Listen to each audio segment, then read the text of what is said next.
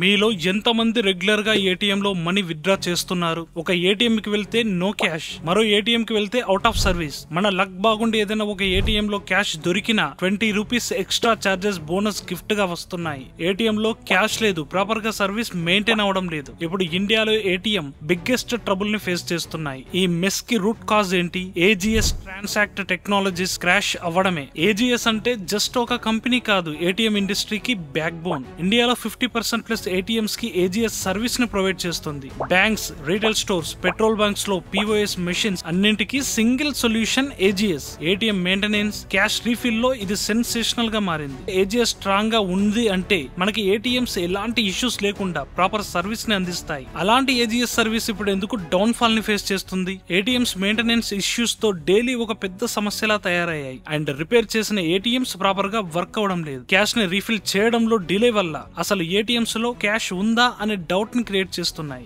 Recent years లో ATM usage 10 to 15% తగ్గింది. But rural areas లో ఏటీఎం స్టిల్ లైఫ్ లైన్ లా continue అవుతుంది. ఈ రిజల్ట్స్ ని చూస్తే ఇంకా ఎక్కువ మొత్తంలో ఏటీఎంస్ క్లోజ్ అయిపోయే ఛాన్సెస్ ఉన్నాయి. అండ్ ఉన్న వాటిని ప్రాపర్ గా మెయింటైన్ చేయకపోతే ఇక ఏటీఎం సర్వీస్ కి బై బై చెప్పాల్సిందే.